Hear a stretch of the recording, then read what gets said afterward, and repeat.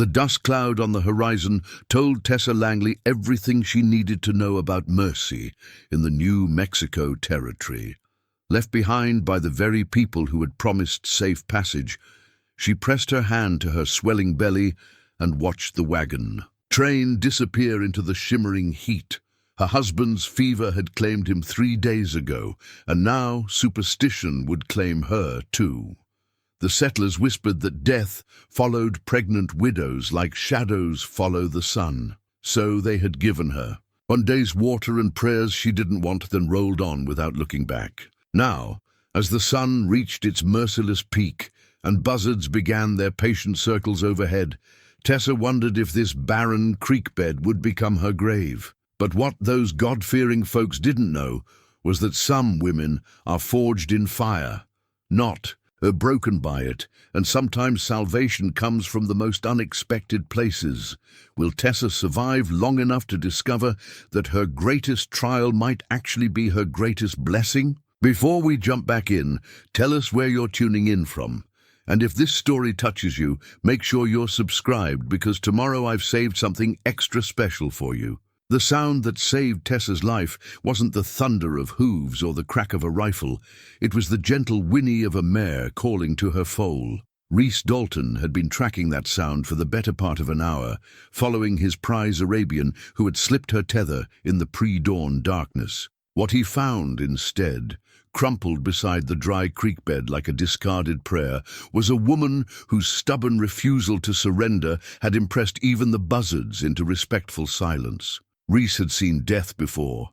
He'd held it in his arms, whispered promises to it that he couldn't keep, and buried it under the cottonwood tree behind his ranch house. But this woman, this stranger with sun-cracked lips and eyes that burned with the kind of fire that refuses to be extinguished, she wasn't ready to meet her maker just yet. He dismounted with the careful grace of a man who had learned that sudden movements in this territory often preceded sudden endings.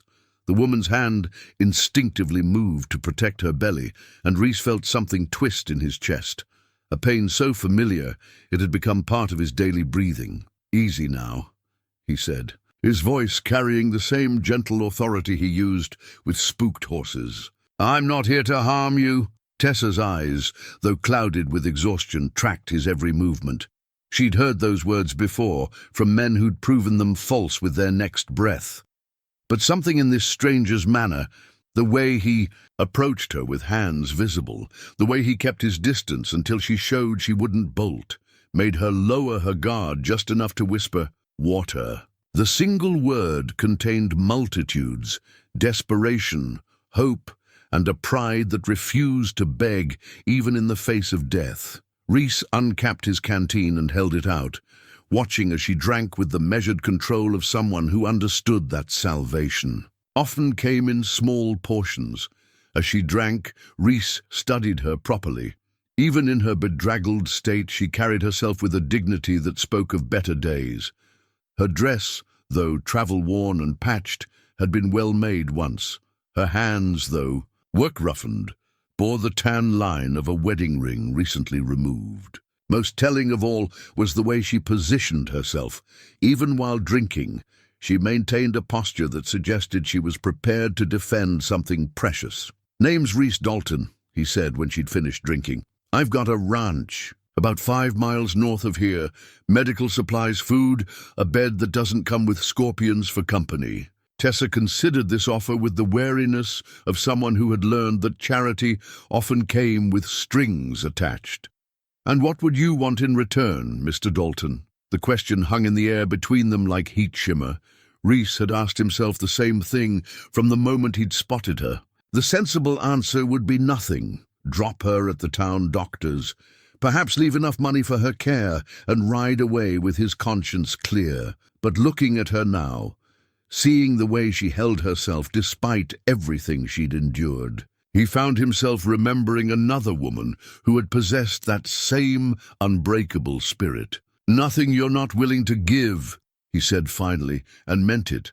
The ride to the Dalton ranch passed in contemplative silence. Tessa rode behind Reese on his sturdy gelding, her arms loosely circling his waist, her body swaying with the horses. rhythm in a way that suggested she was no stranger to the saddle.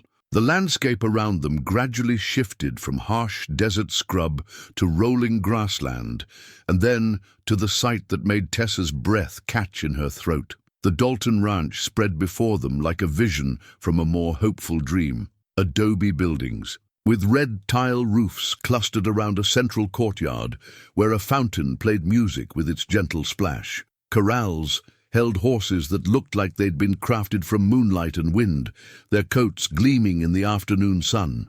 Gardens bursting with vegetables and herbs suggested a prosperity that went beyond mere survival. But it was the details that told the real story.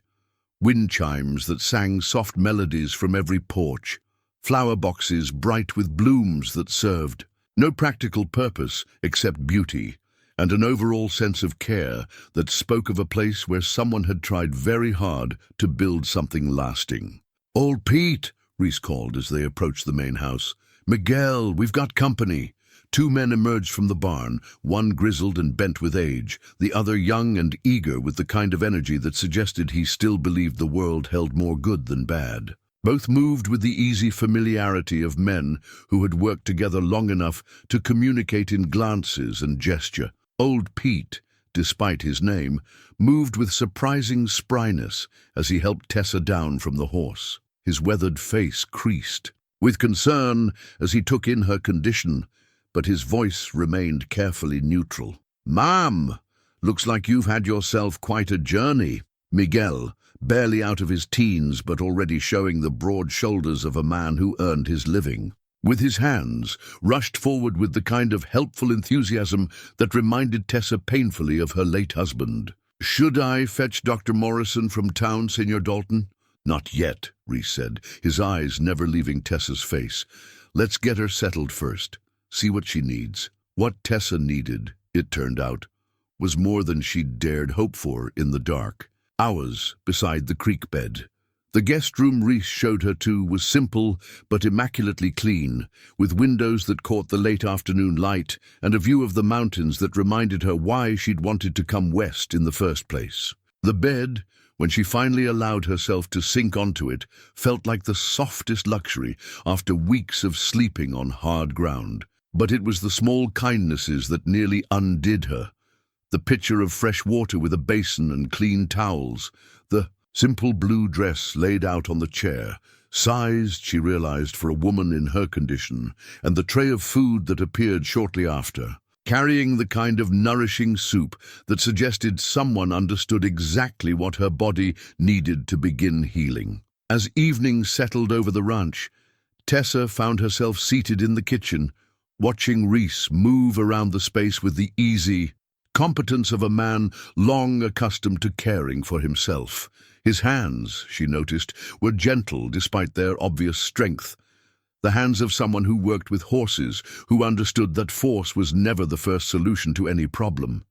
"You don't have to tell me," he said, without turning from the stove where he was preparing tea. "About what happened, I mean. About how you came to be out there." But Tessa found that she wanted to tell him. Maybe it was the way he moved, without hurry, or the way he'd helped her without asking for her story first, or simply the bone-deep exhaustion of carrying her grief alone. Whatever the reason, she found herself speaking into the comfortable silence of the kitchen. "Jacob, my husband, he took sick about 2 weeks out of Santa Fe." Her voice was steady, but her hands trembled slightly as she wrapped them around. The warm cup Reese placed before her.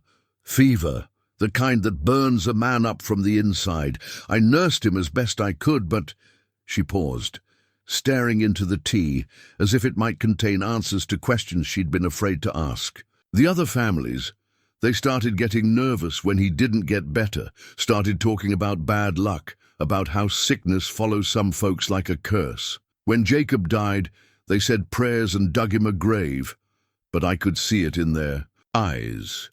They blamed me somehow. Reese settled into the chair across from her, close enough to offer comfort, but far enough away to let her maintain her dignity. He said nothing, but his attention was complete, the kind of listening that invited honesty.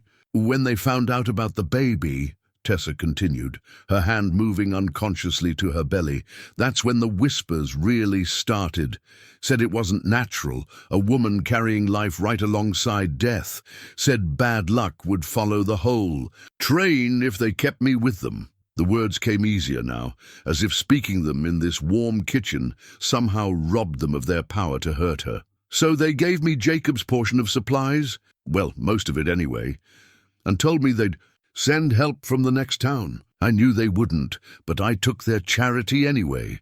Figured I'd rather die honest than live with their pity. Reese reached across the table and covered her hands with one of his own. The gesture was so natural, so unassuming, that Tessa didn't even think to pull away. You're not going to die, he said simply. Not here, not on my watch. Something in his voice, a certainty that brooked no argument, made Tessa look up and really see him for the first time.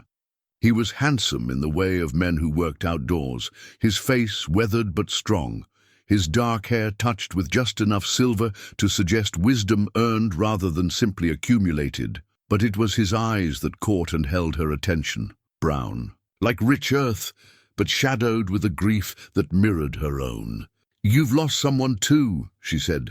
It wasn't a question. Reese's hand tightened briefly on hers before he pulled back, reaching into his vest pocket to withdraw a small object wrapped in faded silk. When he unwrapped it, Tessa saw a miniature portrait of a woman with laughing eyes and a smile that suggested she'd found joy in simple things. "Catherine," he said, his voice soft with memory. "We were married 3 years. She died in childbirth, her and the baby both.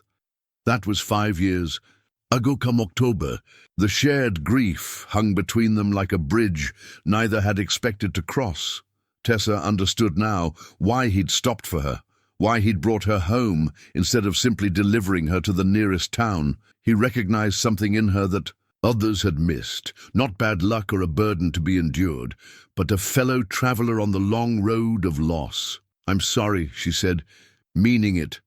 "So am I," he replied, "for Jacob, for what those people did to you, for all of it." They sat in comfortable silence as full darkness settled over the ranch. Through the kitchen window, Tessa could see old Pete making his evening rounds, checking gates and water troughs with the methodical care of a man who took his responsibilities seriously. Miguel's laughter drifted from the bunkhouse, where he was apparently sharing stories with the other hands.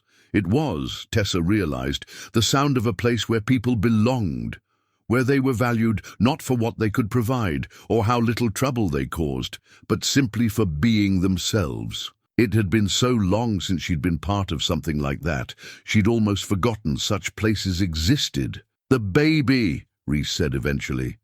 "When are you due?" 3 months. Maybe a little less. Tessa's hand moved to her belly again, a gesture that was becoming as natural as breathing.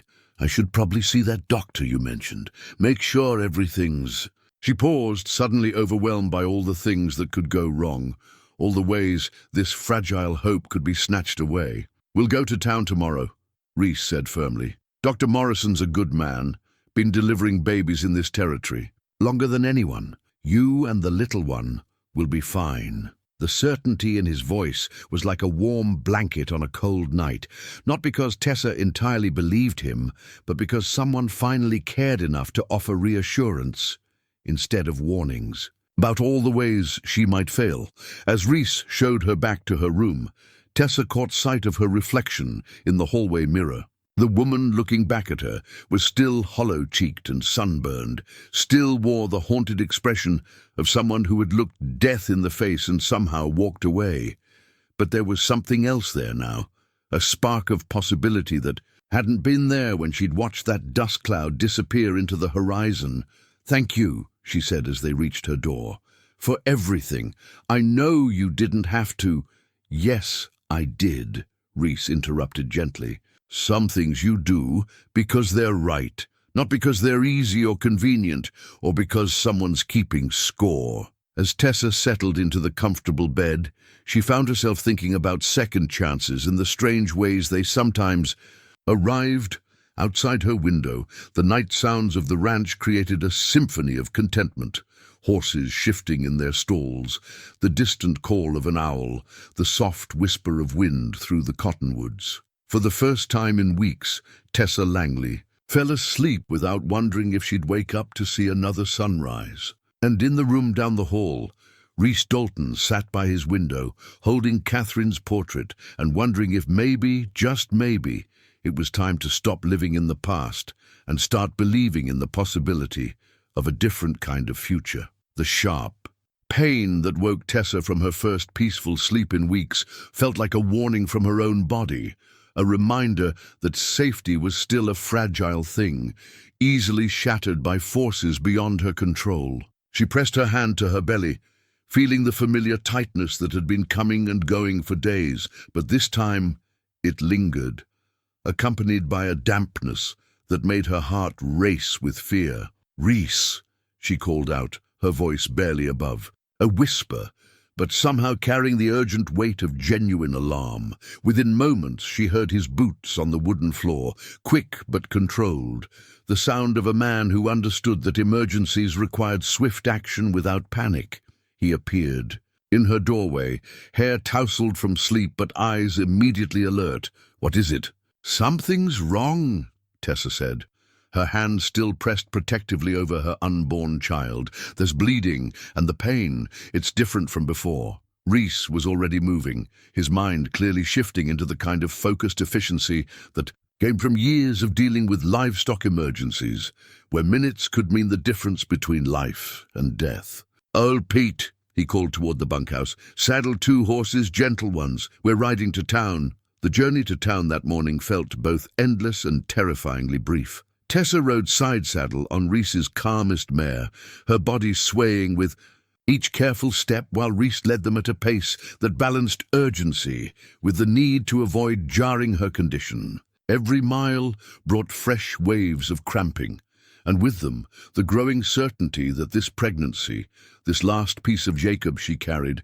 might slip away just as everything else had. The town of Esperanza sat in a valley between red rock mesas, its adobe buildings clustered around a central plaza that had seen better days. As they approached, Tessa became increasingly aware of the curious stares following their progress down the dusty main street. A pregnant woman arriving with Reese Dalton was apparently noteworthy enough to draw people to their windows and doorways.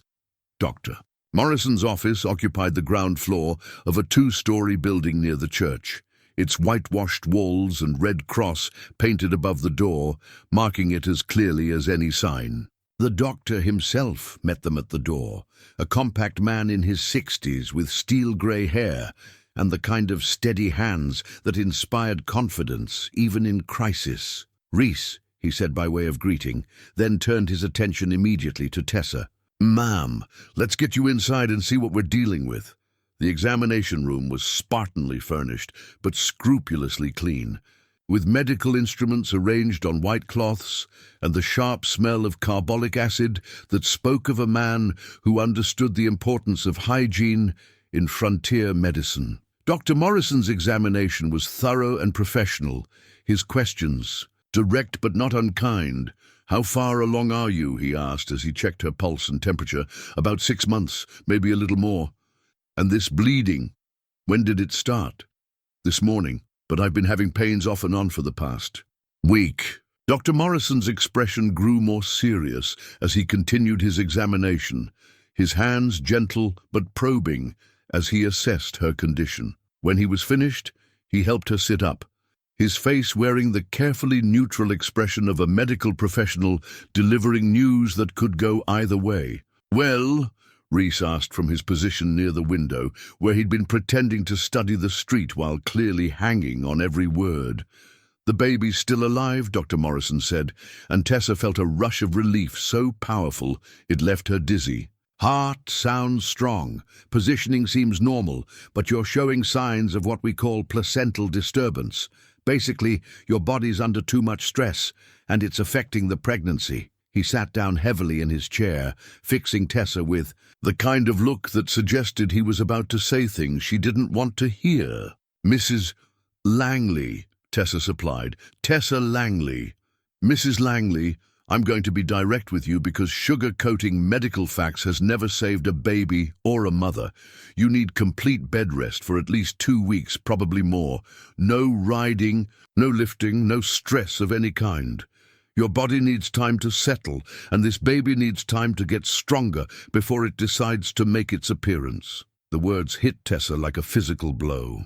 Complete bed rest meant complete dependence, and complete dependence meant imposing on Reese's kindness, far beyond anything she had a right to expect. Doctor, I appreciate your concern, but I don't have anywhere. She'll stay. At the ranch, Reese said firmly, speaking for the first time since they'd entered the office. For as long as she needs. Dr. Morrison nodded approvingly. Good. The Dalton place is probably the best spot in the territory for a woman in her condition. Clean air, good food, and peace and quiet. He turned back to Tessa. I'll want to see you again in a week, sooner if the bleeding returns or the pains get worse. As they prepared to leave, Dr. Morrison handed Reese a small leather bag. Laudanum for the pain, but use it sparingly. And some iron tablets. She's anemic from stress and poor nutrition. Make sure she gets plenty of red meat and green vegetables. The ride back to the ranch was quieter than their trip to town. But the silence felt different now, heavier with implication and unspoken understanding. Tessa found herself acutely aware of her position. Completely dependent on a man she'd known for less than 2 days, carrying a child whose very existence had made her a pariah among people who should have protected her. But she was also aware of something else, the way Reese had spoken up in the doctor's office, claiming responsibility for her care without hesitation or apparent resentment. It was the kind of gesture that spoke to character in ways that mere words could never convey. They were halfway back to the ranch when they encountered the first real test of that character. A group of townspeople had gathered near the old stone bridge that marked the boundary between public land and the Dalton property. 3 men and 2 women, all wearing the kind of expressions that suggested they had appointed themselves as guardians of public morality. Reese Dalton, called out the leader, a thin man with a preacher's collar and the kind of pinched face that suggested he found fault with most of creation. We need to have words with you. Reese brought their horses to a stop, his posture remaining relaxed, but Tessa could feel the tension radiating from him like heat from a forge. Reverend Patterson, what can I do for you? It's what you're doing that concerns us. Patterson replied, his eyes flicking disapprovingly toward Tessa. Taking in a woman of questionable reputation, flaunting proper moral standards in front of the whole community. The accusation hung in the air like smoke from a grass fire, acrid and potentially destructive. Tessa felt her cheeks burn with shame and anger, but before she could speak, Reese was already responding. I found a woman in distress and offered Christian charity, he said, his voice carrying a deadly calm that made Patterson take an involuntary step backward. Last I checked, that was still considered a virtue in these parts. Christian charity is one thing, interjected one of the women, her voice sharp with righteous indignation. But housing an unmarried woman in your home, especially one in her condition, it creates talk, Reese, the kind of talk that reflects poorly on all of us. Then maybe, Reese said, dismounting and helping Tessa down with elaborate courtesy, you should talk about something else.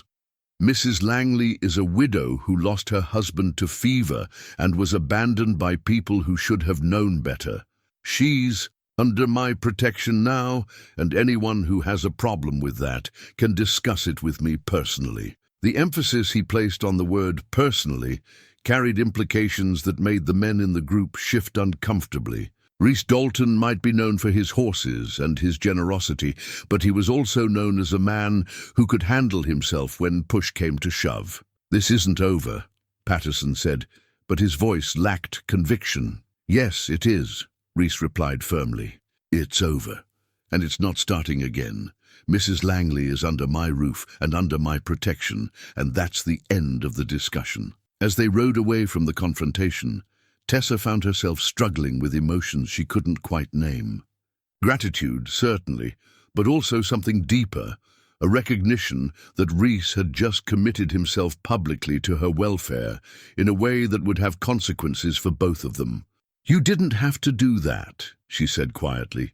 "Yes, I did," Reese replied, echoing his words from the night before. "Some things are right, and some things are wrong. Protecting a woman who's been through what you've been through, that's right. Everything else is just noise."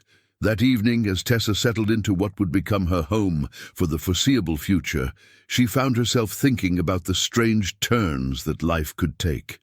A week ago, she had been dying beside a creek bed, convinced that her story was ending in failure and abandonment. Now she was lying in a comfortable bed, listening to the peaceful sounds of a working ranch, carrying a child that might actually have a chance at life. But she was also thinking about the look in Reese's eyes when he defended her to those townspeople. Not just protective, but something more personal. Something that suggested her presence in his life was already becoming more than simple charity. The thought should have frightened her. Instead, as she drifted towards sleep with her hand resting on her belly, where the baby had finally settled into peaceful stillness, Tessa found herself wondering if maybe, just maybe, some endings were actually beginnings in disguise. The wooden recipe box had been gathering dust on the kitchen shelf for 5 years, its carved lid depicting roses and hummingbirds that Catherine Dalton had once traced with her finger while planning meals for a family she'd never lived to feed. When old Pete carried it down and set it before Tessa with the reverence of a man handling something sacred, she understood immediately that she was being offered more than just cooking instructions. Mrs. Catherine, she was mighty particular about her cooking, Pete said, his weathered hands gentle as he opened the box to reveal dozens of cards written in a delicate feminine script. Always said food was how a woman showed her family she loved them, even when words weren't enough. Tessa traced one of the recipe cards with her fingertip, reading the careful notations about cooking times and ingredient substitutions. At the bottom of a card for apple cake, someone had written, "Reese's favorite, always burns the edges slightly in a different hand," as if the writer had discovered this preference through trial and error. "She wouldn't mind," Pete continued, settling into the chair across from her. "Mrs. Catherine, I mean. She'd want these recipes used by someone who'd appreciate them proper-like." The old cowhand had become her unexpected companion during the long days of enforced bed rest. While Reese managed the ranch operations and Miguel tended the horses, Pete appointed himself as her guardian and conversation partner, bringing his mending to her room, or on good days, helping her settle in the kitchen where she could rest, while still feeling useful. "Tell me about her," Tessa said, selecting a recipe for beef stew that looked simple enough for someone still regaining her strength. "About Catherine." Pete's eyes took on the distant look of someone sifting through memories like prospector's sand, looking for the nuggets worth keeping. "She was sunshine in human form, if you don't mind me saying so. Could make this whole place feel alive just by walking through it. Had a laugh that could charm birds from trees, and a temper that could make grown men think twice about tracking mud on her clean floors." As Pete talked, Tessa began to understand the depth of loss that had shaped Reese's life for the past 5 years. Catherine hadn't just been his wife, she'd been the heart of this ranch, the person who'd transformed a successful business operation into a true home. Her absence explained the careful way Reese moved through the house, as if he were afraid of disturbing ghosts. "She wanted children something fierce," Pete continued, his voice growing softer. "Used to talk about filling this place with the sound of little feet and laughter. When she finally got pregnant, you'd have thought she'd struck gold.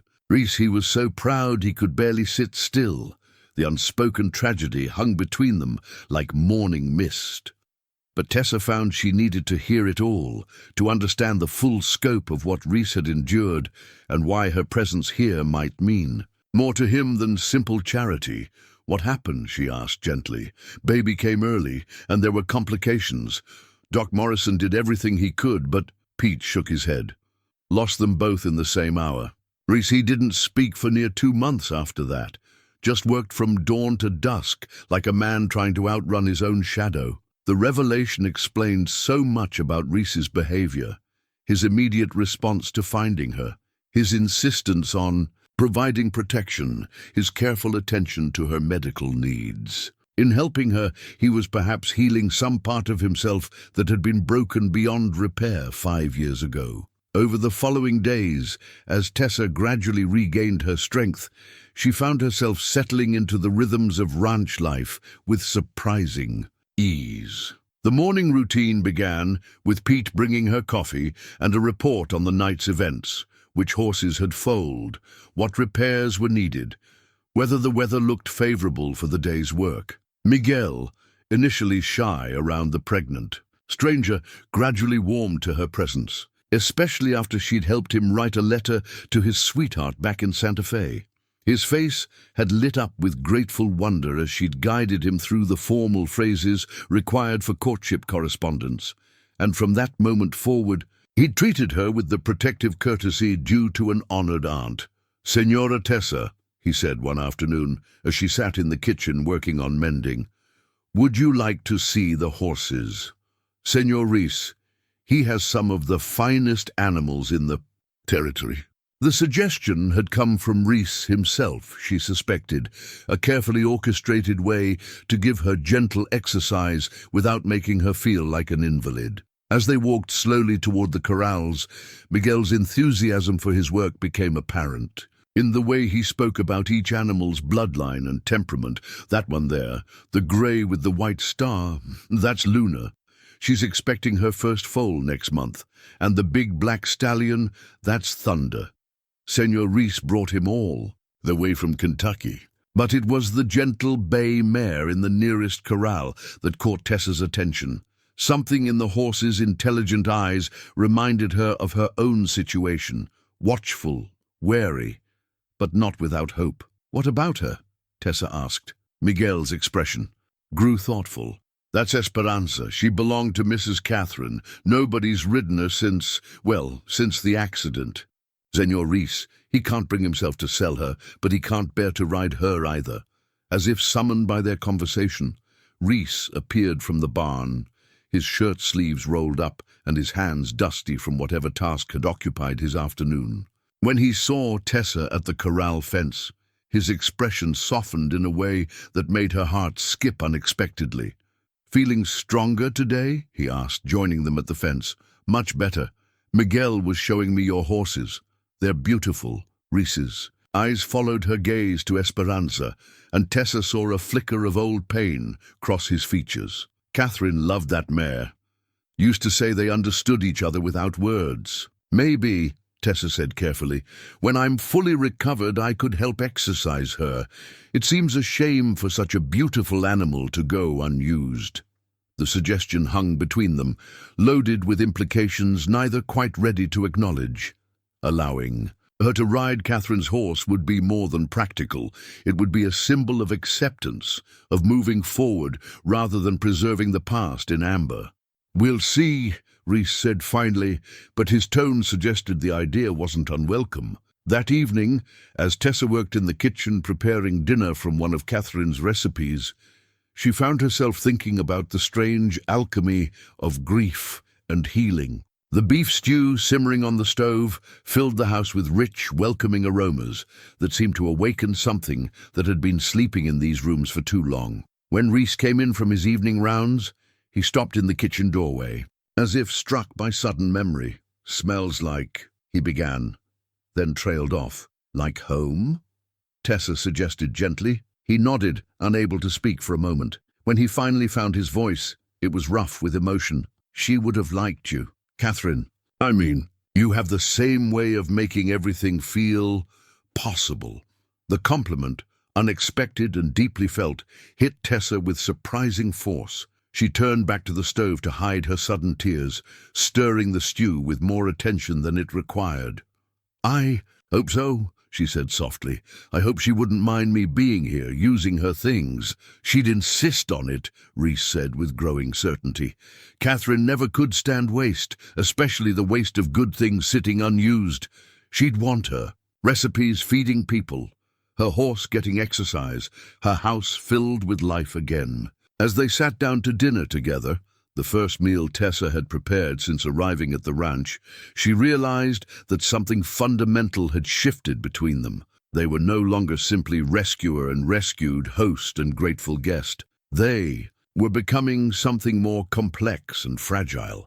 Two broken people, discovering that their individual wounds might somehow fit together to create something whole. The baby kicked gently as she ate, as if responding to the rich food and peaceful atmosphere.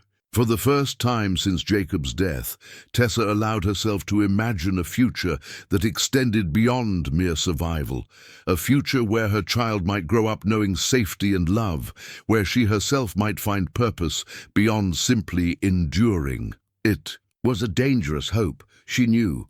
Hope had disappointed her before, but as she watched Reese savor each bite of the meal she'd prepared from his late wife's recipe, she found herself thinking that perhaps some risks were worth taking after all. The wooden cradle arrived on a Tuesday morning, carried in Miguel's strong young arms like a precious offering. He'd been working on it in secret for weeks, using scraps of cedar from fence repairs and whatever spare time he could steal between his regular duties. The craftsmanship was simple but honest, no fancy carving or elaborate decoration, just clean lines and careful joints that spoke of patience and genuine affection.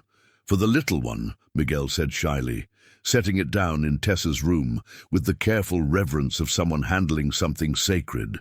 "I know it's not much, but I thought, well, every baby should have a proper place to sleep." Tessa ran her fingers along the smooth wood, feeling the love that had been carved into every surface. The cradle was exactly the right size for a newborn, with gentle curves that would rock a fussing infant to sleep and high sides that would keep an active baby safe. It was, she realized, the first tangible acknowledgement that her child would actually be born, actually survive, actually need the things that babies required. "Miguel, it's beautiful," she said, her voice thick with emotion. "I don't know how to thank you." The young man's face flushed with pleasure, but he waved away her gratitude with characteristic modesty. "It was nothing, Senora. Besides, Senor Reese, he provided the wood and tools. I just put them together." That evening, Reese stood in her doorway studying the cradle with an expression she couldn't quite read. When he finally spoke, his voice carried undertones of memory and loss that made her heart ache for him. "He did good work," Reese said simply. Catherine would have loved it.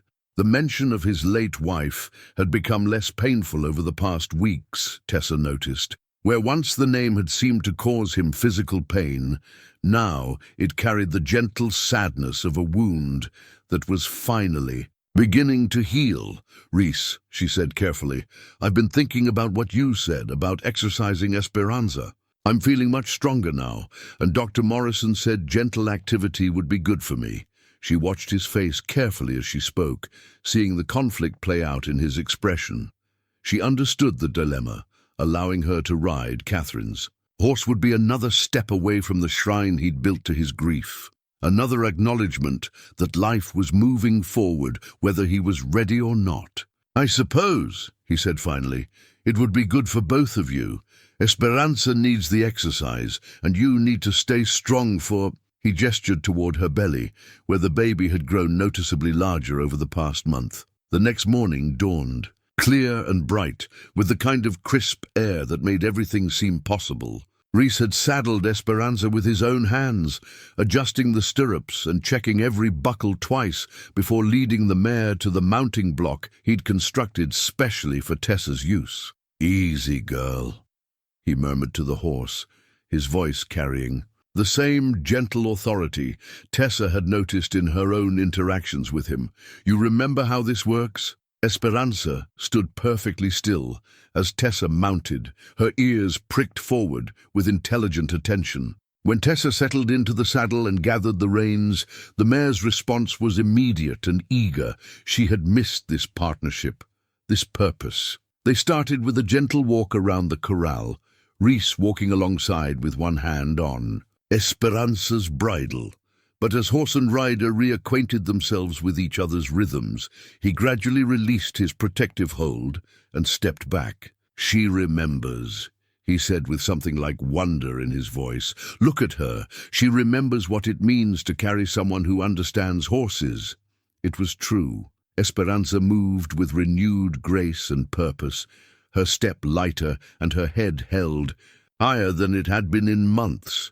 And Tessa, despite her awkwardness from pregnancy and months of limited activity, found herself settling into the familiar rhythm of horseback riding with surprising ease. "I used to ride every day back in Missouri," she said, as they made their second circuit of the corral. "My father said a woman who couldn't manage a horse couldn't manage much of anything." "Smart man," Reese replied, but his attention was focused on her posture, her hand position, the subtle communications passing between horse and rider. What he saw apparently pleased him, because when they finished their circuit, he opened the corral gate. "Feel up to a real ride?" he asked. "Nothing strenuous, just down to the creek and back."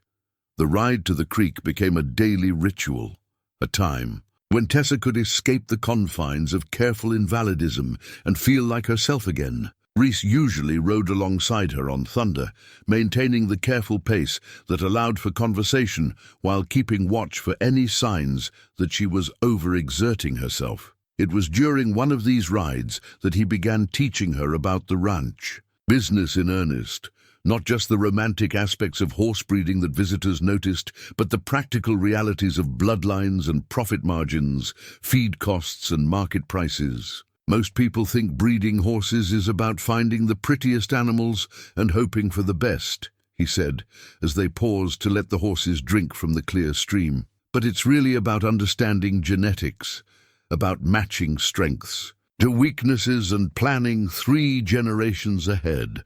Tessa found herself genuinely interested in the complexities he described. The careful record-keeping, the patient observation of bloodlines, the delicate balance between taking risks and protecting investments. It was like a vast puzzle where every piece had to fit perfectly for the picture to emerge. "How did you learn all this?" she asked. "Trial and error mostly. My father was a cattleman, good with beef stock but never understood horses. When I decided to focus on breeding instead of ranching, he thought I'd lost my mind." Reese's expression grew thoughtful. "Took me 5 years to prove him wrong, another 5 to make real money at it.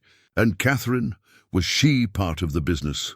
"She was the business," Reese said without hesitation. "Had an eye for bloodlines that put mine to shame, and a way with difficult horses that bordered on magical. Half the breeding decisions we made were hers, though she never got credit for them." The admission revealed another layer of his loss, not just a beloved wife and unborn child, but a true partner in the work that defined his life. Tessa began to understand why the ranch had felt somehow diminished despite its obvious prosperity. Without Catherine's input and enthusiasm, Reese had been operating at half capacity for 5 years. That evening, as they sat on the front porch watching the sunset paint the mountains in shades of gold and crimson, Reese surprised her with a question that seemed to come from nowhere. "What would you have done?" he asked. "If Jacob had lived, if you'd made it to California?" Tessa considered the question seriously, thinking back to dreams that seemed to belong to someone else entirely. Jacob wanted to farm. He had this idea about growing oranges, said California soil was so rich you could plant a stick and harvest furniture. She smiled at the memory of her husband's optimism, finding that she could think of him now without the crushing weight of guilt and grief that had dominated her thoughts for so long. "I don't think I would have been happy just keeping house and waiting for oranges to grow. I would have wanted to be part of building something, creating something that mattered." "Like what?" "I don't know exactly. Something that used both my hands and my mind. Something that made a real difference in the world." They sat in comfortable silence as full darkness settled over the ranch, the peace broken only by the distant sound of Miguel's guitar and the gentle lowing of cattle settling for the night. When Reese finally spoke, his voice carried a weight of decision that made Tessa's pulse quicken. "I've been thinking," he said carefully, "about what you said, about wanting to be part of building something. If you're interested, and only if you're interested, I could use a partner in this business. Someone with fresh eyes and good instincts." The offer hung between them like a bridge spanning dangerous water. Accepting would mean committing to staying, to building a life here that went far beyond gratitude or temporary refuge. It would mean trusting in a future that included both of them, trusting that the growing warmth between them was real and sustainable. "I'm interested," Tessa said quietly, her hand moving unconsciously to her belly, where their shared future was growing stronger every day. When Reese reached across the space between their chairs and covered her hand with his own, the gesture felt like a promise, not just of business partnership, but of something deeper and more lasting. Something that honored the past while embracing the possibility of a different kind of love, built on mutual respect and shared purpose, rather than the desperate passion of youth. As they sat holding hands in the gathering darkness, Tessa felt the baby kick against her palm, as if the little one approved of the direction their lives were taking. For the first time since Jacob's death, she allowed herself to believe that her story wasn't ending. It was just beginning a new chapter. A letter that would change everything arrived on a morning when the desert air carried the promise of rain. Reese had ridden to town for supplies and returned with more than flour and coffee beans. He carried himself differently, with the careful posture of a man who had made a decision that both terrified and exhilarated him. Tessa was in the garden when he found her, tending to the tomato plants that old Pete had insisted would grow despite the challenging climate. Her pregnancy was showing more prominently now, a gentle rounding that made her movements careful but graceful. When she looked up at his approach, the smile that lit her face made something tight in Reese's chest finally loosen. "How was town?" she asked, straightening slowly and brushing soil from her hands. Instead of answering directly, Reese withdrew a folded paper from his vest pocket. The formal stationery and elegant script immediately caught Tessa's attention. This was not ordinary. "Correspondence. I've been thinking about what we discussed," he said, his voice carrying the weight of careful consideration. "About partnership, about building something together. And I realized that if we're going to do this properly, there are certain formalities that need to be addressed." Tessa's heart began beating faster as she recognized the nature of the document he was offering her. A marriage proposal written in Reese's careful hand, formal enough to satisfy social conventions, but personal enough to reflect the unique circumstances of their relationship. "Tessa Langley," she read aloud, her voice barely above a whisper. "Would you do me the honor of becoming my wife? Not from desperation or convenience, but because I have come to believe that some partnerships are blessed by providence, and ours is one of them." The words continued, describing his commitment to providing for her and her child, his respect for her strength and intelligence, and his hope that together they might build something worthy of the love they had both lost and the love they were beginning to discover. When she finished reading, Tessa looked up to find Reese watching her with an expression of vulnerability she had never seen before. This powerful, self-assured man was offering her his heart and his future, and he was genuinely uncertain of her response. "The baby," she said carefully, needing to address the practical realities that complicated their situation. "People will talk, will assume. Let them assume," Reese replied firmly. "I'm asking to be this child's father in every way that matters. Name, protection, inheritance, everything a child deserves. Jacob may have given this baby life, but I want to give it a future." The generosity of the offer overwhelmed her. In accepting marriage to Reese, her child would gain not just legitimacy, but genuine love and opportunity. The baby would grow up as a Dalton, heir to a prosperous ranch and a respected name. "And if I say yes?" Tessa asked, her voice steady despite the emotions churning inside her. "What kind of marriage would it be? Partnership? Convenience? Or—" She let the question hang between them, afraid to voice the hope that had been growing in her heart over the past weeks, afraid to admit that what had begun as gratitude had deepened into something much more dangerous and precious. Reese stepped closer, close enough that she could see the gold flecks in his brown eyes, close enough to feel the warmth radiating from his body. When he spoke, his voice was rough with emotion. "It would be whatever we choose to make it," he said. "I won't lie to you. I loved Catherine with everything I had. But she's gone, and I'm still here. And somehow, you've made me remember that. Being alive means more than just not being dead." He reached out to touch her face, his thumb tracing the line of her cheek with infinite gentleness. "I can't promise you the passionate romance of first love, Tessa. But I can promise you respect, partnership, and whatever capacity for love this old heart still has to give." The kiss that followed was soft and tentative, a question rather than a demand. When Tessa kissed him back, it was her answer, not just to his proposal, but to the possibility of a future neither of them had dared imagine. "Yes," she whispered against his lips. "Yes to all of it." The wedding preparations that followed were deliberately simple, reflecting both their circumstances and their shared preference for substance over spectacle. Dr. Morrison agreed to perform the ceremony, having witnessed enough frontier hardships to appreciate the practical wisdom of their union. Old Pete and Miguel would serve as witnesses, and the ceremony would take place in the ranch's garden, surrounded by the life they had built together. But even simple weddings required certain formalities, and it was while addressing these details that they encountered their first serious obstacle. Harrison Wade, the land speculator who had been circling the smaller ranches like a buzzard, waiting for weakness, had apparently been watching the Dalton spread with particular interest. "He came by yesterday while you were in town," Old Pete reported as they gathered in the kitchen to discuss wedding plans, asking questions about boundaries, water rights, whether you might be interested in selling. Reese's expression darkened. "What did you tell him?" "Same thing I always tell land grabbers, that you're not interested and he can take his business elsewhere." But he didn't seem inclined to take no for an answer.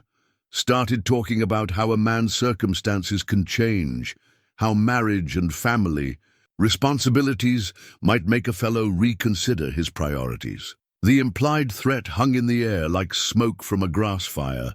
Wade was clearly hoping that Reese's new responsibilities would make him more amenable to selling, perhaps even applying pressure to force such a decision. "What do you know about this man?"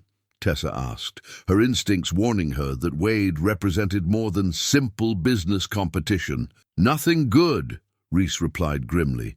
"He's been buying up smaller spreads for the past year, usually from folks who couldn't afford to say no. Word is, he's working for railroad interests, trying to assemble a corridor for a new line coming through the territory."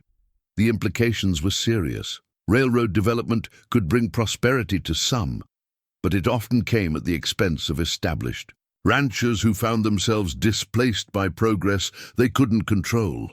"He can want all he likes," Reese continued with forced confidence. "This ranch isn't for sale, not to him or anyone else. We've got water rights going back 20 years. Clear title to every acre, and no debts that would force our hand." But Tessa noticed the way his jaw tightened as he spoke, the unconscious gesture of a man who wasn't as certain as his words suggested. She was beginning to understand that their happiness had painted a target on their backs. Wade saw their wedding as an opportunity to exploit rather than celebrate. That evening, as they sat on the porch discussing final wedding arrangements, Tessa brought up the subject that had been weighing on her mind. "Are we being foolish?" she asked. "Getting married now, when there are people who want to use it against us?" Reese was quiet for a long moment, considering her question with the seriousness it deserved. When he finally answered, his voice carried the certainty of a man who had, faced uncertainty before and survived. Maybe, he said honestly, but I've learned that there's never a perfect time for important decisions. You can wait for ideal circumstances forever and wake up one day to realize you've waited your life away. He turned to face her fully, his expression intense in the moonlight. I want to marry you, Tessa, not because it's convenient or safe, or because other people approve, but because life is uncertain and love is rare, and when you find both in the same place, you don't let fear talk you out of it. The conviction in his voice settled something restless in Tessa's heart. He was right. They could spend their lives trying to anticipate every threat, every complication, every reason why their happiness might not last. Or they could choose to build something worth defending and trust in their ability to protect it together. Then let's get married, she said simply. Let's build our partnership and let Harrison Wade and anyone else who doesn't like it find something more productive to worry about. As they kissed goodnight on the threshold of her room, Tessa felt the baby kick strongly, as if the little one approved of their decision. In 3 days, she would become Mrs. Reese Dalton, and her child would have a father whose love was freely given, rather than grudgingly accepted. Whatever challenges lay ahead, they would face them as a family. A thought that filled her with more hope than she had dared embrace in longer than she could remember. The surveyor's map that old Pete discovered hidden beneath a loose board in the abandoned Henderson cabin told a story that made Reese's blood run cold. Spread across the kitchen table under the light of 3 oil lamps, the detailed drawings revealed the true scope of Harrison Wade's ambitions, and the Dalton Ranch sat squarely in the center of his planned railroad corridor. Found it this morning, when I was checking the boundary markers, Pete explained, his weathered finger tracing the proposed rail line. Henderson Place has been empty since they pulled out last month, but somebody's been using it for meetings. Coffee cups still warm, papers scattered like they left in a hurry. Tessa leaned over the map, her 7-month pregnant form making the movement awkward, but her mind sharp as she studied the implications. Red lines marked existing property boundaries, while bold black strokes showed the intended path of the railroad. Ranch after ranch had been marked with notations, acquired, negotiating, or in the case of 3 properties including theirs, priority targets. How many ranches has he already bought out, she asked, though the evidence before her suggested she wouldn't like the answer. 7 families in the past year, Reese replied grimly. I thought they were just struggling with drought and cattle prices, but looking at this, he gestured toward the map. Wade's been orchestrating a campaign, picking them off one by one. Miguel appeared in the doorway, his young face grave with the weight of urgent news. Senor Dalton, there are riders approaching, at least 6 men, maybe more. The timing was too convenient to be coincidental. Wade's people had clearly been watching the ranch, waiting for an opportunity to apply pressure. With the wedding scheduled for tomorrow and Tessa's pregnancy nearing its final weeks, he probably calculated that Reese would be more amenable to negotiation. Get the rifles, Reese instructed Pete, his voice calm but carrying an undertone of steel that reminded everyone present that he hadn't built this ranch by backing down from fights. Miguel, ride to the Morrison place and ask the doctor to stay close tomorrow. Tell him there might be trouble. I'm not going anywhere, Tessa said firmly, recognizing the protective impulse behind Reese's planning. This is my home too, and that map affects our future as much as yours. The riders arrived with the deliberate swagger of men accustomed to getting their way through intimidation rather than reason. Wade himself led the group, a well-dressed man in his 50s whose soft hands and calculating eyes marked him as someone who profited from other people's labor without getting dirt under his own fingernails. Dalton, he called out as they approached the house, his tone carrying false joviality that fooled no one. Heard congratulations are in order. Wedding tomorrow, I understand. Reese stepped onto the porch, his rifle held casually but ready, flanked by Pete and 2 other ranch hands who had materialized from the barn with the silent efficiency of men accustomed to trouble.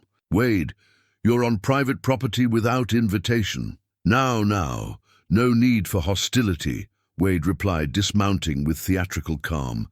I'm here as a neighbor, offering my best wishes for your upcoming nuptials, and perhaps discussing a business proposition that could benefit us all. The man's eyes found Tessa as she appeared in the doorway, and his expression shifted subtly, taking in her obvious pregnancy, cataloguing it as another pressure point he could exploit. Mrs. Langley, isn't it? Soon to be Mrs. Dalton. Remarkable how quickly circumstances can change a person's priorities. My priorities are quite clear, Mr. Wade, Tessa replied with ice in her voice. They involve building a life with my husband and raising our child on land that belongs to us. Wade's smile never wavered, but something predatory flickered in his eyes. Admirable sentiments, truly, but I wonder if you've considered all the challenges that face a growing family in this territory. Railroad development brings progress, prosperity, opportunity for investment that could secure your child's future far better than scraping by on a cattle ranch.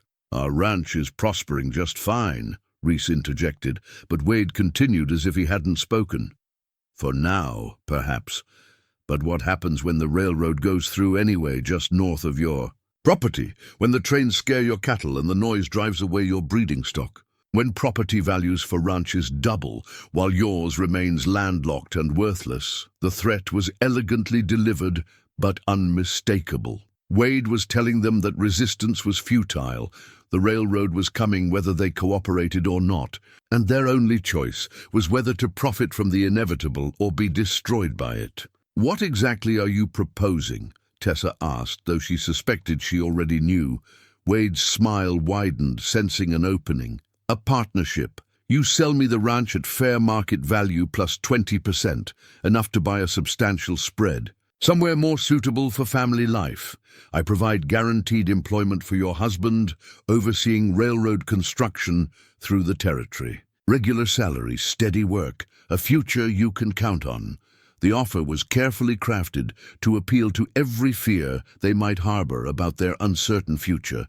Regular income instead of the boom and bust cycles of ranching.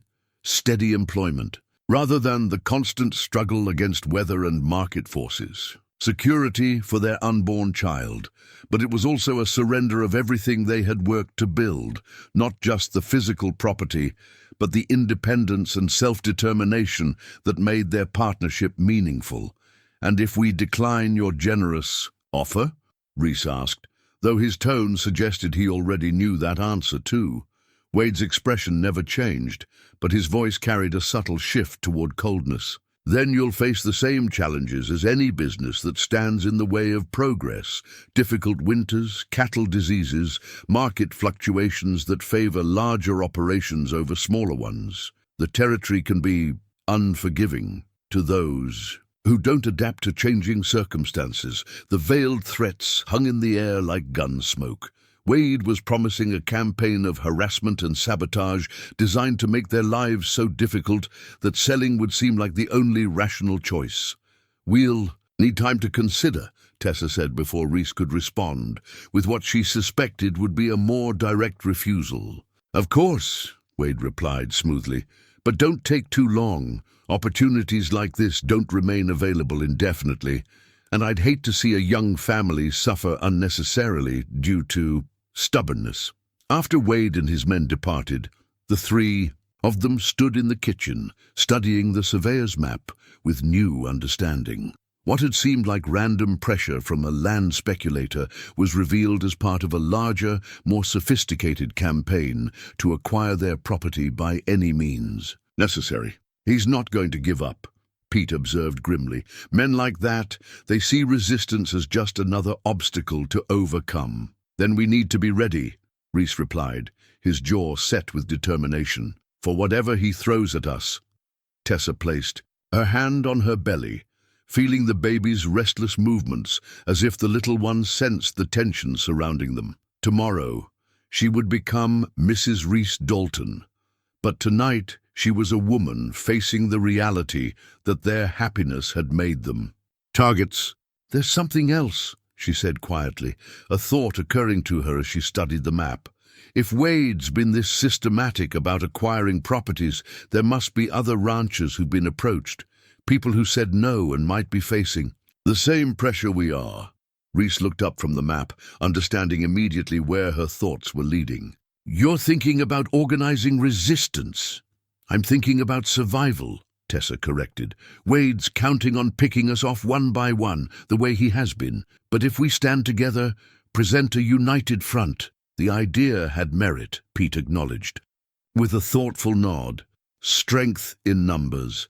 Make it too costly for him to pressure all of us at once. As they planned their wedding day that would now also serve as the beginning of their fight for their home, Tessa felt the baby settle into stillness, as if the little one was gathering strength for the challenges ahead. Whatever came next, they would face it as a family, and perhaps if they were smart and strong and lucky, they wouldn't have to face it alone. The surveyor's map lay spread between them like a declaration of war, but Tessa found herself oddly comforted by its presence. At least now they knew what they were up against. And knowing the enemy, she reflected, was the first step toward defeating him. The telegram arrived on their wedding morning, carried by a dust-covered rider who had pushed his horse hard through the night to deliver it. Tessa was in her room, carefully arranging the simple white dress that old Pete had somehow procured from town, when Miguel's urgent knock interrupted her preparations. "Senora," he called through the door, his voice tight with concern. "There is a message for you from Santa Fe." Tessa's hands stilled on the pearl buttons of her dress. She knew no one in Santa Fe, had no reason to expect correspondence from that direction, but something in Miguel's tone suggested this was not a simple congratulatory telegram from well-wishers. She opened the door to find the young man holding a yellow telegraph paper with the kind of careful reverence usually reserved for explosives. The rider, he said it was urgent, that someone paid extra to have it delivered today, no matter what. With trembling fingers, Tessa unfolded the telegram and read the words that would shatter the careful peace she had built. Tessa, stop, Jacob. Alive, stop, recovered from fever.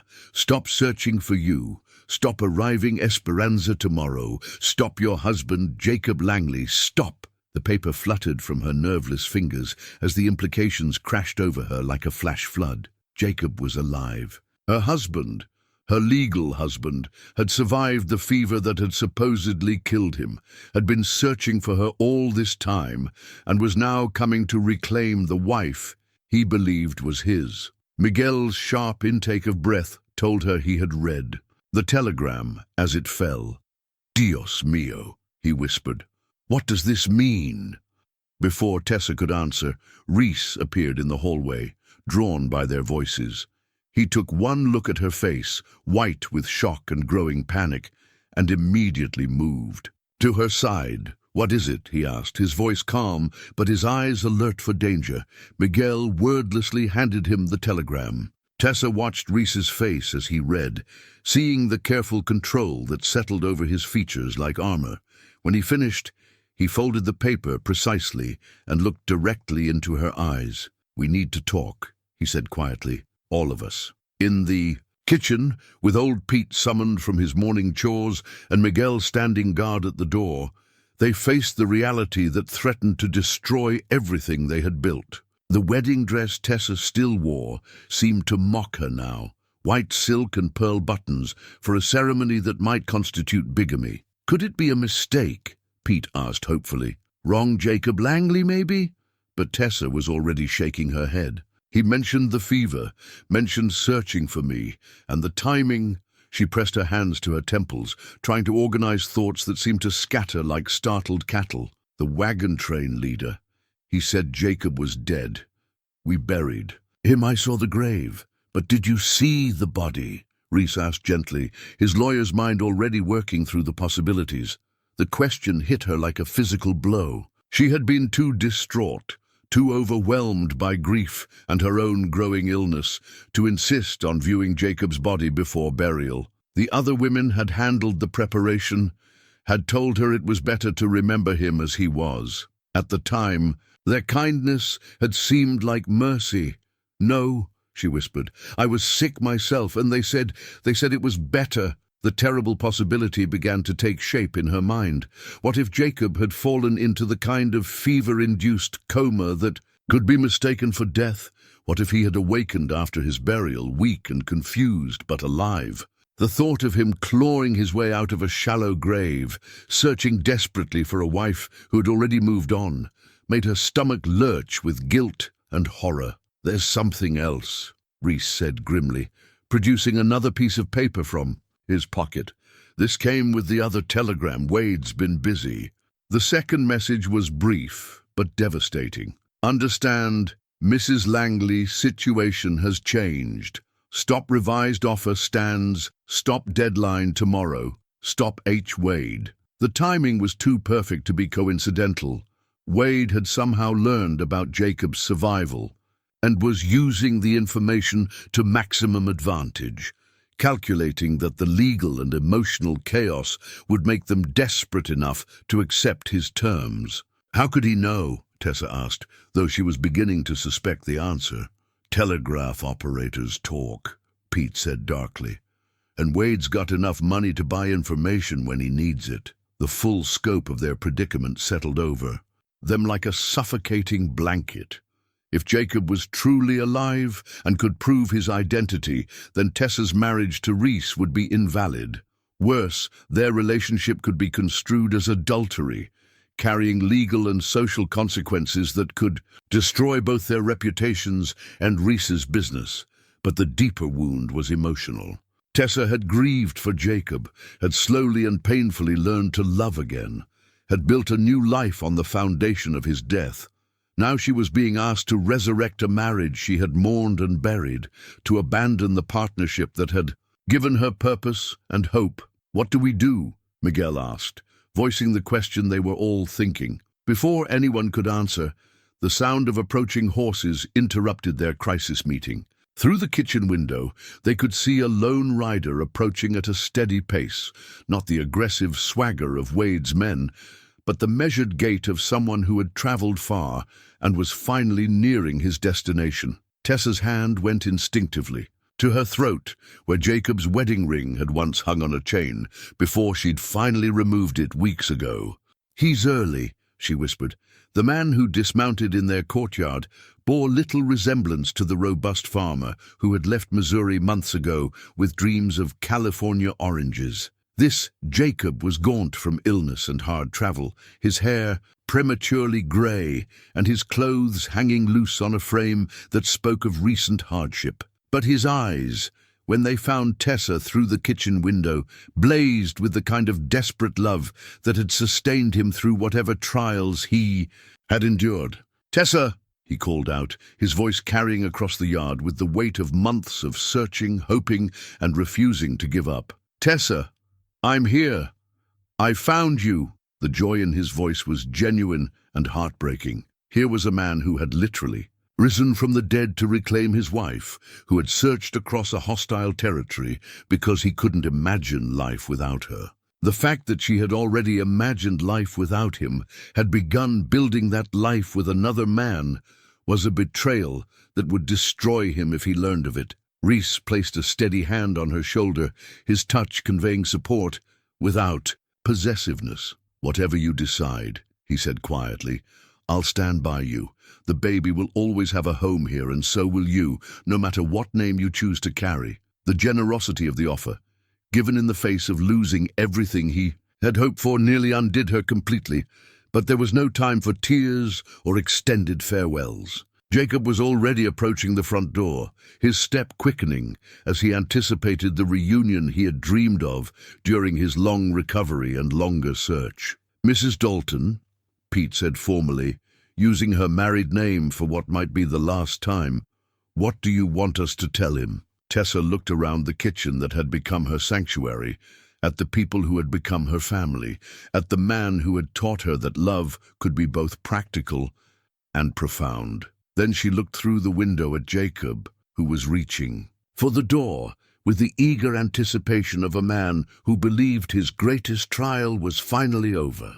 "Tell him," she said, straightening her shoulders and summoning reserves of strength she didn't know she possessed, "that his wife is coming to speak with him." As she walked toward the front door in her wedding dress, Tessa felt the baby kick strongly, as if the little one sensed the momentous choice that lay ahead. In a few moments, she would face the husband she had mourned, the man whose legal claim to her life was unassailable, but whose place in her heart had been filled by another. Whatever happened next would require wisdom, courage, and a kind of grace that she could only hope to find when she looked into Jacob's eyes and tried to explain how loving one man had taught her to love another. The telegram lay forgotten on the kitchen table, its yellow paper already beginning to curl in the morning. Heat, a small piece of technology that had traveled hundreds of miles to prove that sometimes the dead don't stay buried, and that the past has a way of arriving at exactly the wrong moment to claim what it believes it's owed.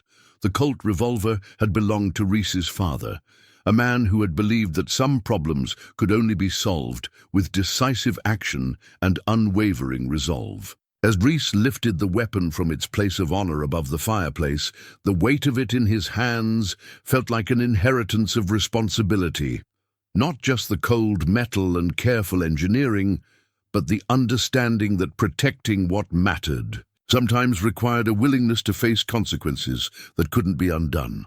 Outside in the courtyard, voices were rising as three men struggled to find a path through an impossible situation. Jacob's initial joy at finding his wife alive had given way to confusion and growing anger as the truth of her circumstances became clear. His voice, weakened by months of illness but strengthened by righteous indignation, carried clearly through the windows. "You're telling me my wife is married to another man? That she's carrying his child?" The pain in Jacob's words was raw and immediate, the sound of a man watching his world collapse for the second time in 6 months. Tessa's voice, when she responded, carried the careful control of someone walking a tightrope over an abyss. "Jacob, please try to understand. We thought you were dead. I mourned you. I buried you. When I met Reese, I was a widow trying to survive, but you're not a widow." Jacob's voice cracked with emotion. "I'm here, I'm alive, I never stopped looking for you. Doesn't that mean anything?" From his position by the window, Reese could see the three of them standing in a rough triangle, each holding their ground, but none able to find a position that didn't require someone else's sacrifice. Jacob looked exactly like what he was. A man who had endured months of hardship and traveled hundreds of miles to reclaim his life, only to discover that life had moved on without him. Tessa stood between them, her pregnancy making her position both more complicated and more vulnerable. The child she carried represented hope and future to Reese, but to Jacob it must seem like evidence of betrayal, proof that his wife had not just moved on, but had created new life with his replacement. "The baby," Jacob was saying, his voice hollow with hurt. "How could you? We tried for 2 years to have a child, and now—" "The baby is mine to protect," Reese interjected, speaking for the first time since the confrontation began. "Whatever happened before, whatever claims anyone has, this child will have a father who wants it and a home where it's welcome." The words were carefully chosen, but Jacob heard the challenge beneath them. "You're talking about my wife, stranger, about the woman I married before God and witnesses, the woman who wore my ring and promised to love me until death." "Death did part you," Reese replied steadily. "She kept that promise. She loved you until she believed you were dead, and then she learned to live again. There's no shame in that for either of you." Old Pete appeared at Reese's elbow, his weathered face grave with concern. "Boss, we got riders coming. Wade's men, looks like, and they're not coming social-like." The timing was catastrophic. Wade had clearly calculated that the emotional chaos of Jacob's return would provide the perfect opportunity to apply maximum pressure. With Tessa's legal status in question and Reese distracted by personal crisis, the ranch's defenses were at their weakest. "How many?" Reese asked, checking the cylinder of his father's Colt. 8, maybe 10, all armed, moving like they mean business. Through the window, Reese could see that the confrontation in the courtyard had paused as all three participants became aware of the approaching threat. Jacob's hand had moved instinctively to his own weapon, a practical farmer's pistol, worn with the easy familiarity of a man who had learned to protect himself during hard travels. "Trouble?" he asked, his personal grievances temporarily set aside in favor of more immediate concerns. "Land grabber named Wade," Reese explained tersely. "Been trying to force us off our property for months. Picked today to make his final offer." Jacob's expression hardened with understanding. Whatever else divided them, he recognized the threat. That outside forces posed to everything Tessa had built here. Bastards always pick their moments, don't they? The grudging respect in his voice suggested that beneath the hurt and anger, Jacob was still the decent man Tessa had married, someone who could put aside personal pain when real danger threatened people he cared about. Wade's party came into view as they crested the low hill overlooking the ranch, their horses fresh, and their formation organized like a military unit rather than a business delegation. Wade himself rode at the center, his expensive clothes and confident posture marking him as a man accustomed to getting what he wanted through intimidation and superior force. "They're not here to negotiate," Pete observed grimly. "That's a raiding party if I ever saw one." Miguel came running from the barn, his young face flushed with urgency. "Senor Dalton, they have men positioned on the North Ridge too. We are surrounded." The tactical situation was clear. Wade had planned this as a final confrontation, using Jacob's unexpected arrival to catch them off guard and divided. With Tessa's pregnancy limiting her mobility and the ranch hands outnumbered, their options were severely limited. "Jacob," Reese said, making a decision that went against every possessive instinct he possessed, "whatever's between us can wait. Right now, Tessa needs protection, and this ranch needs defending. Are you willing to stand with us?" The question hung in the air like gun smoke. Jacob had every right to walk away, to let the complications of Tessa's new life resolve themselves. Without his involvement, he could take his wife and leave, abandoning the ranch and everyone in it to Wade's mercies. Instead, Jacob checked his pistol and took a position that gave him a clear field of fire toward the approaching riders. "Tessa chose this place," he said simply. "That makes it worth defending." The gesture was more than tactical. It was acknowledgement that whatever claims he might have on Tessa's past, he respected the choices she had made and the life she had built. It was, Reese realized, exactly the kind of quiet heroism that had made Tessa fall in love with Jacob in the first place. Wade's voice carried across the courtyard as his men took positions around the ranch buildings. "Dalton, I believe we have some business to conclude. The lady's change in circumstances seems to have created some complications with your property arrangements."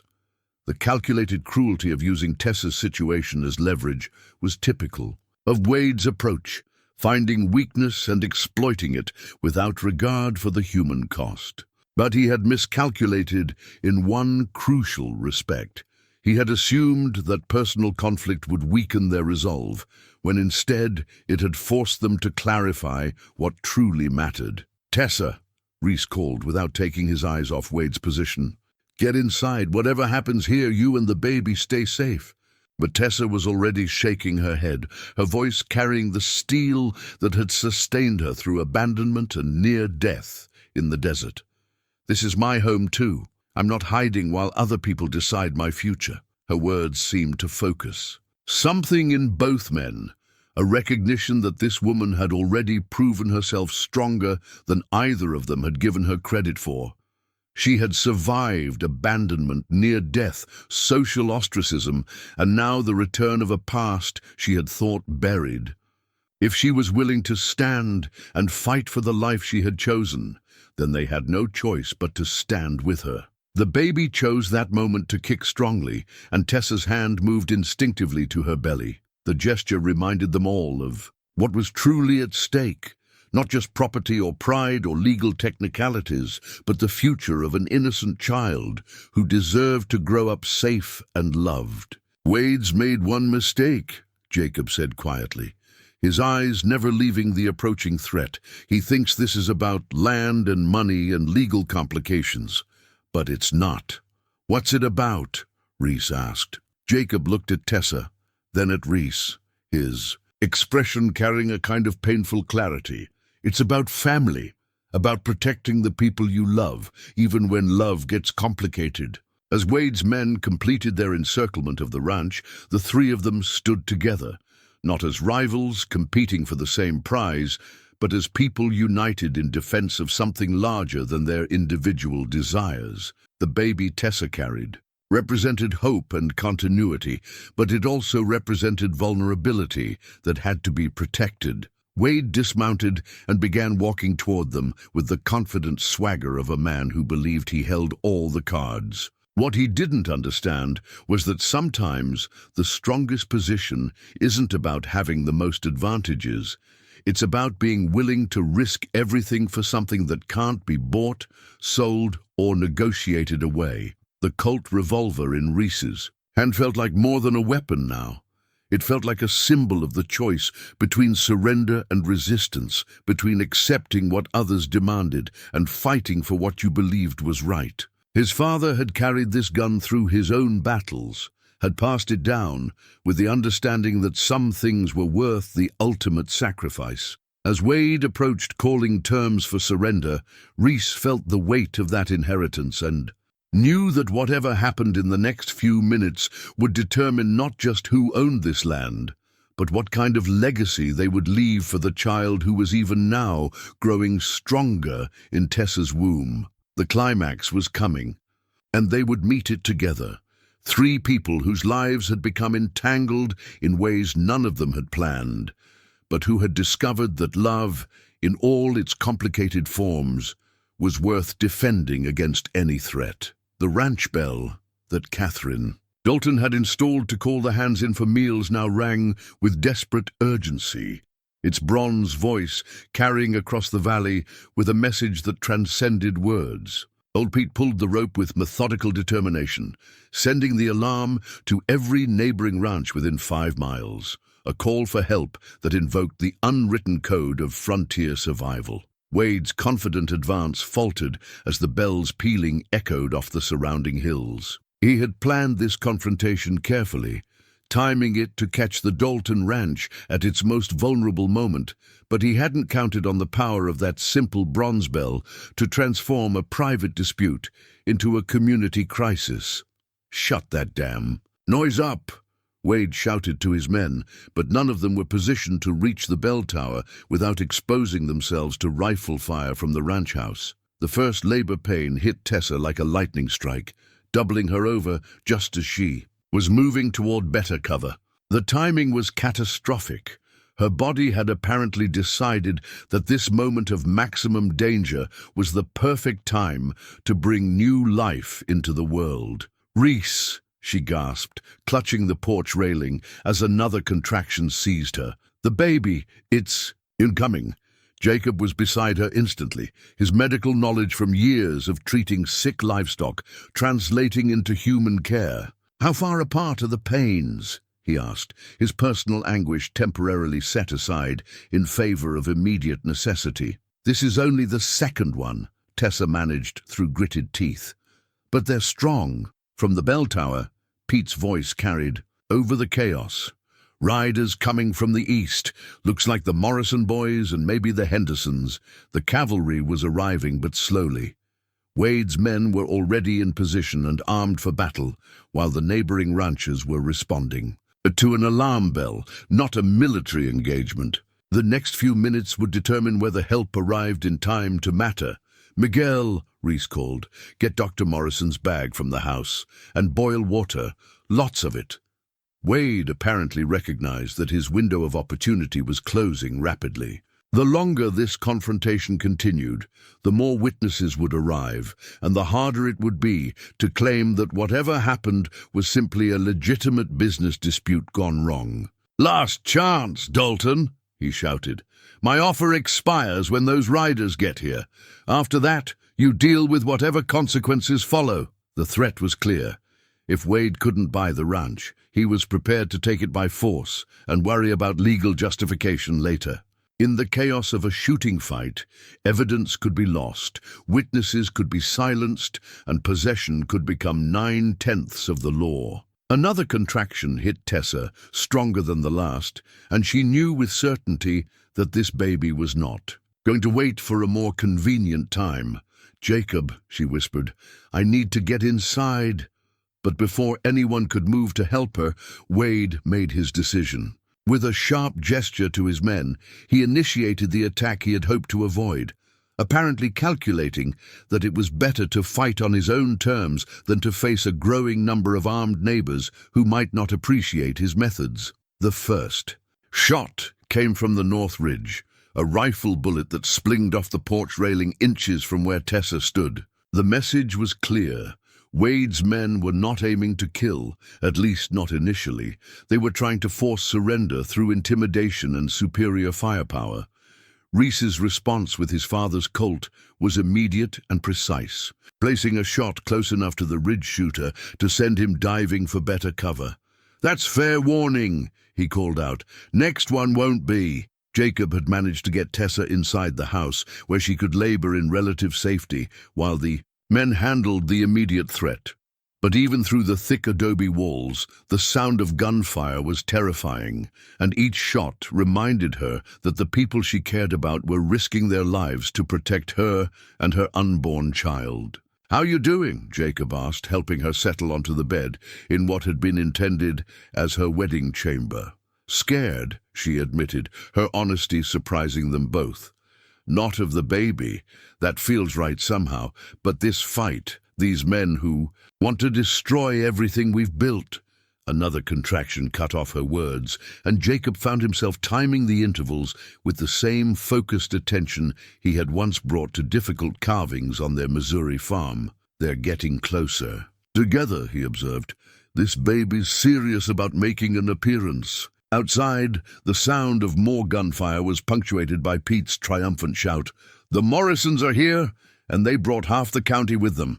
The bell tower's bronze voice had done its work. What Wade had intended as a private intimidation was becoming a public confrontation, with witnesses arriving from every direction. The unwritten law of the frontier was simple. When a neighbor's bell rang in distress, you came running and you came armed. Through the window, Tessa could see riders streaming into the valley from multiple directions, their dust clouds marking the approach of men who had dropped everything to answer the call for help. The sight filled her with fierce pride in the community they had become part of, in the network of mutual support that made survival possible in this harsh land. But the immediate danger was far from over. Wade's men were trapped now, surrounded by an increasingly hostile crowd, which made them more dangerous rather than less. Cornered animals fought with desperate ferocity, and cornered men were often no different. As another contraction peaked, Tessa felt the baby shift position, preparing for its entrance into a world that was proving to be as dramatic and uncertain as any frontier tale. The little one would be born into chaos, but also into love, surrounded by people willing to fight for its right to exist and thrive. The bell continued its bronze song, calling the community together in defense of something that transcended property lines or legal disputes, the right of decent people to build lives based on love and mutual respect rather than fear and exploitation. The baby's first cry pierced the morning air with a clarity that cut through gunfire and shouting, like a bell announcing the arrival of something sacred. In that moment, every person in the valley, friend and enemy alike, seemed to pause, struck by the primal power of new life declaring its presence in a world suddenly too complex for simple violence. Inside the ranch house, Jacob cradled the tiny, squalling infant with the wonder of a man witnessing a miracle. "It's a girl," he announced to Tessa, his voice thick with emotions he couldn't name. "She's perfect. Strong lungs, all her fingers and toes, fighting mad about being born." Into all this chaos, Tessa, exhausted but triumphant, reached for her daughter with hands that trembled from more than physical fatigue. The baby was indeed perfect, red-faced and furious, with a shock of dark hair that suggested she would inherit her mother's coloring. When Tessa held her for the first time, the child's cries gradually subsided into the kind of peaceful breathing that spoke of complete trust in her new world. Outside, the effect of that first cry was transformational. Wade's men, who had been maintaining aggressive positions around the ranch, seemed suddenly uncertain about the wisdom of continuing a gunfight in the presence of a newborn. The moral calculus had shifted in ways that even hardened mercenaries couldn't ignore. Dr. Morrison, who had arrived with the second wave of neighbors, called out from his position near the corrals. "Wade, you've got a choice to make here. This has gone from business dispute to something else entirely. Think carefully about what happens next." Wade himself seemed frozen by indecision.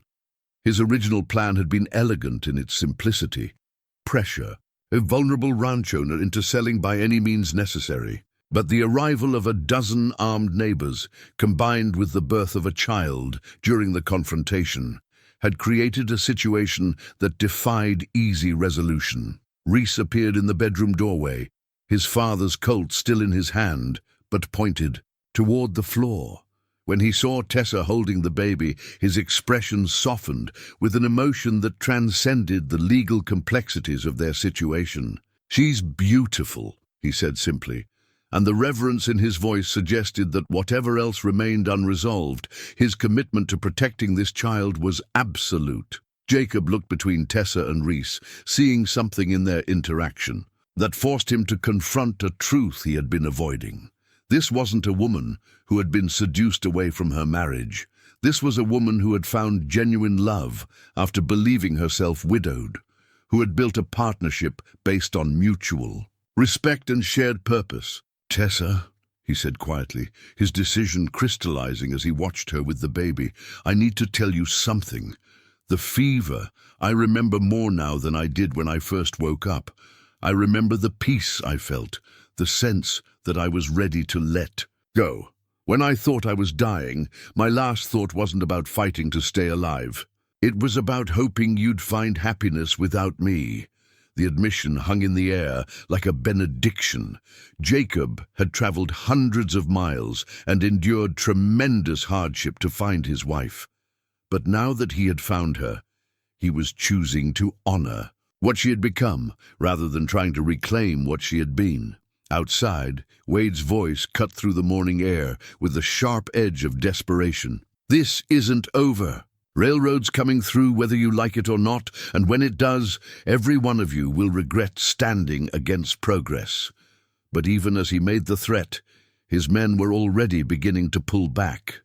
The moral authority had shifted decisively against them, and continuing the fight would accomplish nothing except to make Wade's position worse with local law enforcement. Dr. Morrison seized the moment to broker a resolution. "Wade, you and your men ride out now, and we'll consider this a misunderstanding that got out of hand. But if you come back here making threats, you'll answer to every rancher in this valley." The baby chose that moment to cry again, her voice carrying clearly across the courtyard, as if adding her own voice to the demand that Wade and his men depart. The sound seemed to break whatever spell had held the confrontation together, releasing the tension that had built to dangerous levels. Within minutes, Wade's party was mounting up and riding away, their retreat marked by angry muttering and dark promises of future consequences, but they were leaving, and that was what mattered. The immediate threat was over. As the neighbors gathered in the courtyard to celebrate the baby's birth and the successful defense of the ranch, Jacob made his final decision. Taking Reese aside, he spoke in low tones that carried the weight of hard-won wisdom. "She chose you," he said simply. "Not because I was dead, but because you became the partner she needed. I won't stand in the way of that." The generosity of the gesture was profound, but Reese recognized the sacrifice it represented. "Jacob, No," Jacob interrupted. "Some things are bigger than what any one person wants. That little girl deserves to grow up in a home built on love, not legal obligations. And Tessa deserves a husband who chose her every day, not one who's trying to resurrect a marriage that ended when the fever took me. The baby's contented murmuring from inside the house seemed to approve of the decision, as if she understood that her future was being secured by men who put her welfare above their own desires. The crisis was over, the threat was gone, and a new life had begun in the midst of chaos. Proof that sometimes the most important victories come not from fighting for what you think you're owed, but from protecting what truly matters. 6 months later, the family photograph captured more than anyone had dared hope for when the first autumn leaves began falling around the Dalton ranch. Tessa sat in the center, radiant with the confidence of a woman who had found her place in the world, baby Catherine Elizabeth sleeping peacefully in her arms. Reese stood behind them, his hand resting protectively on Tessa's shoulder, while Jacob occupied a place of honor to her left, not as a rival or interloper, but as beloved family. The photograph had been Dr. Morrison's idea, part of his ongoing campaign to document the changing character of their frontier community. 20 years from now, he had insisted, while adjusting his camera equipment, people need to see how civilized folks handle complicated situations, how love finds a way to grow even in rocky soil. The rocky soil metaphor had proven more literal than poetic. The ranch that had seemed so prosperous when Tessa first arrived had revealed underlying challenges that took all their combined efforts to address. Wade's railroad project had indeed materialized, but not in the form he had envisioned. The territorial government, alerted by the community action against his intimidation tactics, had investigated his methods and found enough irregularities to void his development contracts. The actual railroad, when it finally came through 2 valleys over, brought prosperity rather than displacement. Reese's horses were now in demand throughout the territory, with buyers traveling from as far as Denver to see his breeding stock. The irony wasn't lost on any of them. Wade's threatened destruction had become the foundation of their greatest success. Jacob had proven himself as invaluable as Reese had hoped, but not in ways anyone had anticipated. His experience with crop management translated perfectly to pasture development, and his natural teaching ability made him the ideal person to train young Miguel in the finer points of animal husbandry. More importantly, his presence had given baby Catherine something precious, proof that families could be built on love rather than blood, that belonging was earned through commitment rather than accident of birth. "She's got her mother's stubborn streak," Jacob observed as they watched the baby refuse to nap despite obvious exhaustion, "and her father's determination to do everything on her own terms." The casual use of father, when referring to Reese, had taken months to feel natural, but now it reflected the reality they had all accepted.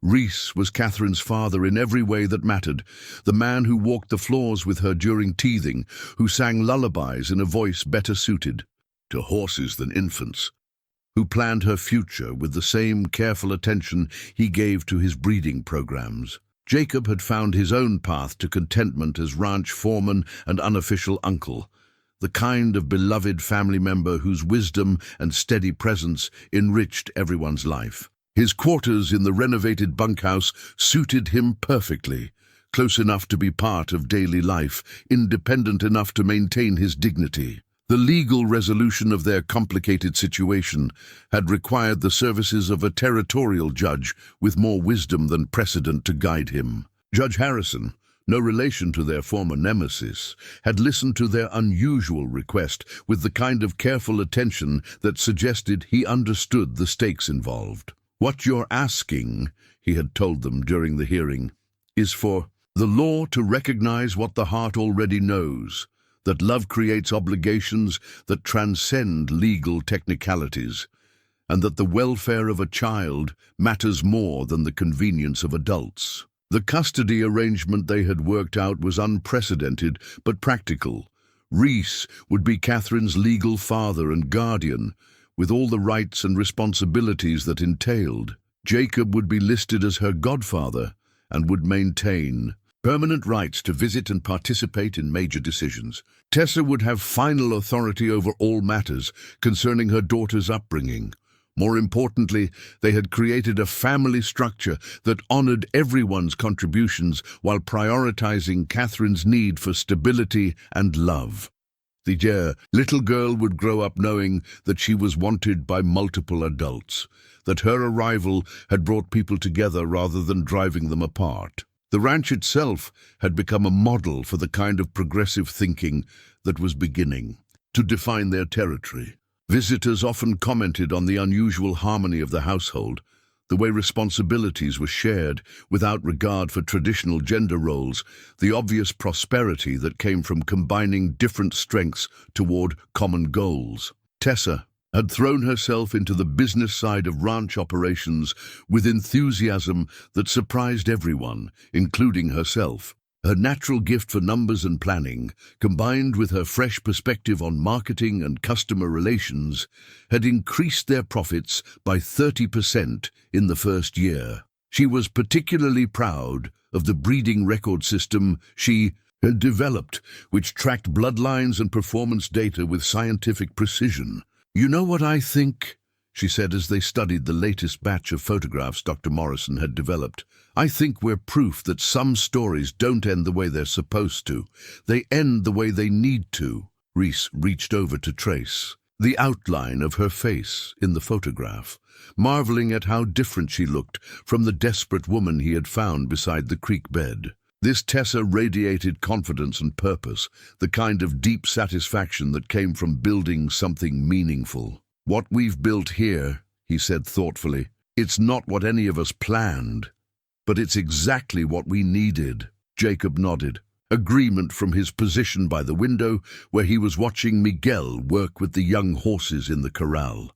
Sometimes the best gifts come disguised as disasters. If Tessa hadn't been abandoned by that wagon train, if I hadn't gotten sick, if Wade hadn't tried to steal the ranch, we might never have found each other, Tessa finished, shifting the baby to her other arm. All of us, I mean. This family that nobody could have designed, but somehow fits together perfectly. As evening settled over the ranch, they gathered on the front porch that had become their family's favorite meeting place. Catherine gurgled contentedly in her father's arms, while her parents and uncle planned the next day's work, discussed the weather prospects, and shared the kind of comfortable conversation that marked a successful household. The desert sky painted itself in shades of gold and crimson, the same colors that had welcomed Tessa to this place when she was a different person with different dreams. Looking at that sky now, holding her daughter while surrounded by the men who had chosen to love them both, she marveled at the strange alchemy that had transformed abandonment into belonging, loss into abundance, fear into hope. The photograph on the mantel captured a moment, but the life they were building together would last for generations, proof that sometimes the greatest love stories aren't about passion conquering all, but about ordinary people choosing to build extraordinary families through patience, wisdom, and the revolutionary decision to put love ahead of everything else.